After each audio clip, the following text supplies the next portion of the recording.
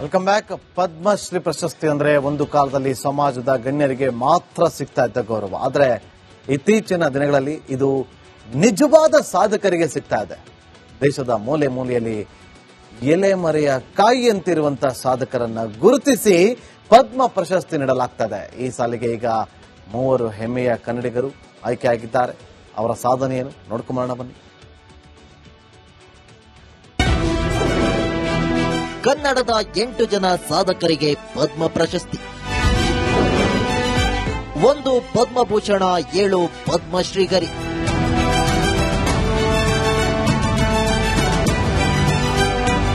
ಎರಡ್ 2026ನೇ ಸಾಲಿನ ಪದ್ಮ ಪ್ರಶಸ್ತಿ ಪ್ರಕಟವಾಗಿದ್ದು, ಈ ವರ್ಷ 131 ಸಾಧಕರು ಪದ್ಮ ಪ್ರಶಸ್ತಿ ಗೌರವಕ್ಕೆ ಭಾಜನರಾಗಿದ್ದಾರೆ. ಕರ್ನಾಟಕದ ಒಟ್ಟು 8 ಸಾಧಕರು ಈ ಅತ್ಯುನ್ನತ ನಾಗರಿಕ ಪ್ರಶಸ್ತಿಗೆ ಆಯ್ಕೆಯಾಗಿದ್ದಾರೆ. ವಿದ್ವಾಂಸಕ, ಲೇಖಕ, ಕರ್ನಾಟಕದ ಶತಾವಧಾನಿ ಆರ್ ಗಣೇಶ್ ಪದ್ಮಭೂಷಣ ಪ್ರಶಸ್ತಿಗೆ ಭಾಜನರಾಗಿದ್ದಾರೆ.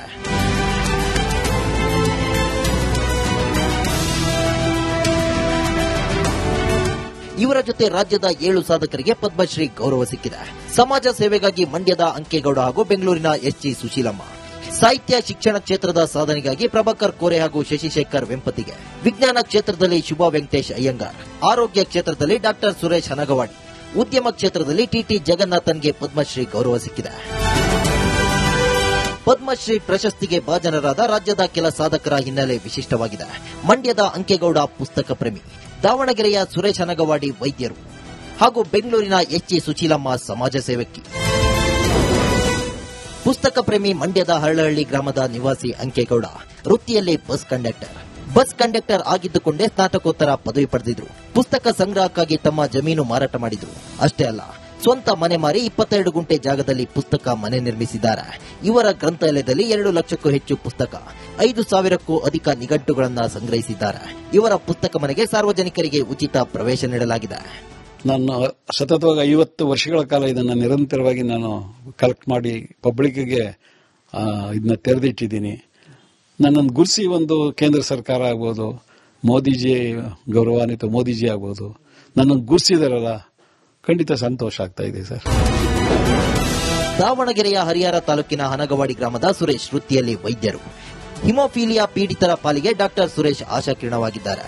ಖುದ್ದು ಹಿಮೋಫೀಲಿಯಾ ರೋಗಿಯಾಗಿರುವ ಡಾಕ್ಟರ್ ಸುರೇಶ್ ವೈದ್ಯಕೀಯ ಕ್ಷೇತ್ರಕ್ಕೆ ಅಪಾರ ಕೊಡುಗೆ ನೀಡಿದ್ದಾರೆ. ಹಿಮೋಫೀಲಿಯಾ ಸೊಸೈಟಿ ಸ್ಥಾಪಿಸಿ ಸುಮಾರು 4 ದಶಕಗಳಿಂದ ಹಿಮೋಫೀಲಿಯಾ ಪೀಡಿತ ರೋಗಿಗಳಿಗೆ ಉಚಿತ ಚಿಕಿತ್ಸೆ ನೀಡುತ್ತಿದ್ದಾರೆ. ಇವರು ದಾವಣಗೆರೆಯ ಜೆಜೆಎಂ ಮೆಡಿಕಲ್ ಕಾಲೇಜಿನಲ್ಲಿ ಪ್ರಾಧ್ಯಾಪಕರಾಗಿ ಸೇವೆ ಸಲ್ಲಿಸುತ್ತಿದ್ದಾರೆ. ಇದು ಒಂದು ತುಂಬಾ ಅನಿರೀಕ್ಷಿತ, ನಾವು ಎಕ್ಸ್ಪೆಕ್ಟ್ ಮಾಡಿದ್ದಿಲ್ಲ. ಬೆಳಿಗ್ಗೆ ಫೋನ್ ಮಾಡಿ ಈ ತರದ್ದ ಇದಕ್ಕೆ ನೀವು ಇನ್ಕ್ಲೂಡ್ ಆಗಿದ್ದೀರಾ ಅಂತ ಹೇಳಿದಾಗ ನನಗೆ ನಂಬಕ್ಕೆ ಆಗಲಿಲ್ಲ.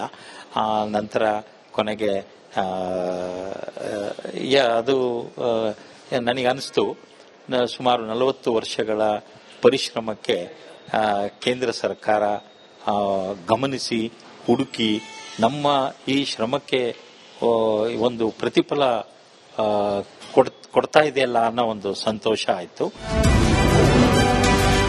1939ರ ಮೇ 24ರಂದು ಬೆಂಗಳೂರಿನಲ್ಲಿ ಜನಿಸಿದ ಎಚ್ಜಿ ಸುಶೀಲಮ್ಮ ಖ್ಯಾತ ಸಮಾಜ ಸೇವಕಿ. ಸುಮಂಗಲಿ ಸೇವಾ ಆಶ್ರಮ ಸ್ಥಾಪಿಸಿ ಮಹಿಳಾ ಸಬಲೀಕರಣ, ಶಿಶು ಸಂರಕ್ಷಣೆ ಮತ್ತು ಬಡವರ ಕಲ್ಯಾಣಕ್ಕಾಗಿ 5 ದಶಕಗಳಿಂದ ನಿಸ್ವಾರ್ಥ ಸೇವೆ ಸಲ್ಲಿಸಿದ್ದಾರೆ. ಮಹಿಳೆಯರಿಗೆ ಸ್ವಯಂ ಉದ್ಯೋಗ, ಮಹಿಳಾ ಸಂಘಟನೆಗಳಿಗೆ ಹೆಚ್ಚು ಆದ್ಯತೆ ನೀಡಿದ್ದಾರೆ.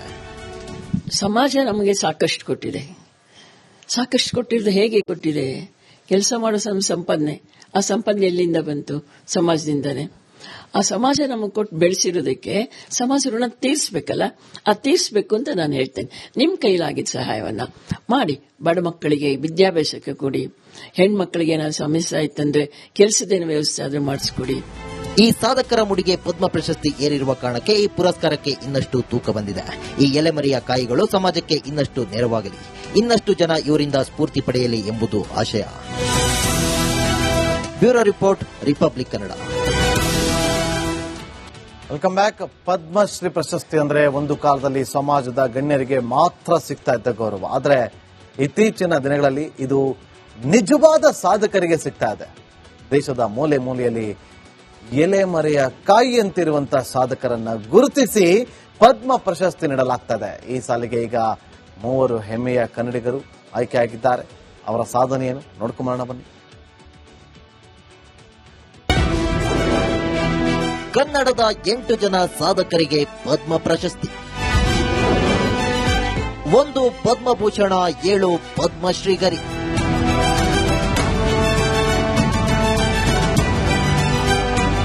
ಎರಡ್ 2026ನೇ ಸಾಲಿನ ಪದ್ಮ ಪ್ರಶಸ್ತಿ ಪ್ರಕಟವಾಗಿದ್ದು, ಈ ವರ್ಷ 131 ಸಾಧಕರು ಪದ್ಮ ಪ್ರಶಸ್ತಿ ಗೌರವಕ್ಕೆ ಭಾಜನರಾಗಿದ್ದಾರೆ. ಕರ್ನಾಟಕದ ಒಟ್ಟು 8 ಸಾಧಕರು ಈ ಅತ್ಯುನ್ನತ ನಾಗರಿಕ ಪ್ರಶಸ್ತಿಗೆ ಆಯ್ಕೆಯಾಗಿದ್ದಾರೆ.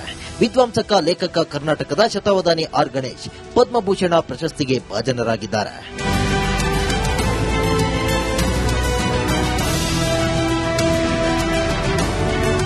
ಇವರ ಜೊತೆ ರಾಜ್ಯದ 7 ಸಾಧಕರಿಗೆ ಪದ್ಮಶ್ರೀ ಗೌರವ ಸಿಕ್ಕಿದೆ.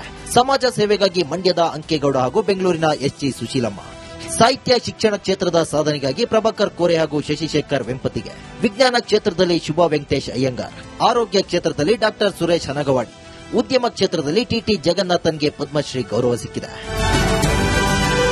ಪದ್ಮಶ್ರೀ ಪ್ರಶಸ್ತಿಗೆ ಭಾಜನರಾದ ರಾಜ್ಯದ ಕೆಲ ಸಾಧಕರ ಹಿನ್ನೆಲೆ ವಿಶಿಷ್ಟವಾಗಿದೆ. ಮಂಡ್ಯದ ಅಂಕೇಗೌಡ ಪುಸ್ತಕ ಪ್ರೇಮಿ, ದಾವಣಗೆರೆಯ ಸುರೇಶ್ ಹನಗವಾಡಿ ವೈದ್ಯರು ಹಾಗೂ ಬೆಂಗಳೂರಿನ ಎಸ್ಜಿ ಸುಶೀಲಮ್ಮ ಸಮಾಜ ಸೇವಕಿ. ಪುಸ್ತಕ ಪ್ರೇಮಿ ಮಂಡ್ಯದ ಹಳ್ಳಹಳ್ಳಿ ಗ್ರಾಮದ ನಿವಾಸಿ ಅಂಕೇಗೌಡ ವೃತ್ತಿಯಲ್ಲಿ ಬಸ್ ಕಂಡಕ್ಟರ್.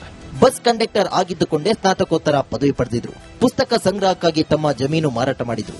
ಅಷ್ಟೇ ಅಲ್ಲ, ಸ್ವಂತ ಮನೆ ಮಾರಿ 22 ಗುಂಟೆ ಜಾಗದಲ್ಲಿ ಪುಸ್ತಕ ಮನೆ ನಿರ್ಮಿಸಿದ್ದಾರೆ. ಇವರ ಗ್ರಂಥಾಲಯದಲ್ಲಿ 2 ಲಕ್ಷಕ್ಕೂ ಹೆಚ್ಚು ಪುಸ್ತಕ, 5,000ಕ್ಕೂ ಅಧಿಕ ನಿಘಂಟುಗಳನ್ನು ಸಂಗ್ರಹಿಸಿದ್ದಾರೆ. ಇವರ ಪುಸ್ತಕ ಮನೆಗೆ ಸಾರ್ವಜನಿಕರಿಗೆ ಉಚಿತ ಪ್ರವೇಶ ನೀಡಲಾಗಿದೆ.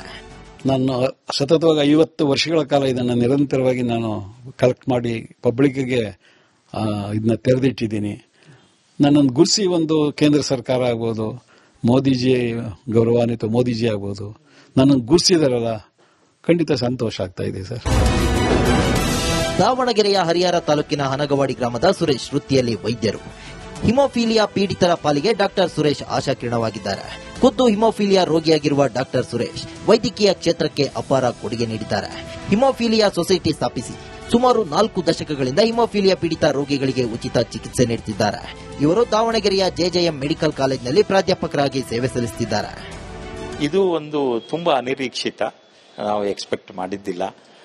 ಬೆಳಿಗ್ಗೆ ಫೋನ್ ಮಾಡಿ ಈ ತರದ್ದ ಇದಕ್ಕೆ ನೀವು ಇನ್ಕ್ಲೂಡ್ ಆಗಿದ್ದೀರಾ ಅಂತ ಹೇಳಿದಾಗ ನನಗೆ ನಂಬಕ್ಕೆ ಆಗಲಿಲ್ಲ. ನಂತರ ಕೊನೆಗೆ ಅದು ನನಗೆ ಅನಿಸ್ತು, ಸುಮಾರು 40 ವರ್ಷಗಳ ಪರಿಶ್ರಮಕ್ಕೆ ಕೇಂದ್ರ ಸರ್ಕಾರ ಗಮನಿಸಿ ಹುಡುಕಿ ನಮ್ಮ ಈ ಶ್ರಮಕ್ಕೆ ಒಂದು ಪ್ರತಿಫಲ ಕೊಡ್ತಾ ಇದೆಯಲ್ಲ ಅನ್ನೋ ಒಂದು ಸಂತೋಷ ಆಯಿತು. 1939ರ ಮೇ 24ರಂದು ಬೆಂಗಳೂರಿನಲ್ಲಿ ಜನಿಸಿದ ಎಸ್ಜಿ ಸುಶೀಲಮ್ಮ ಖ್ಯಾತ ಸಮಾಜ ಸೇವಕಿ.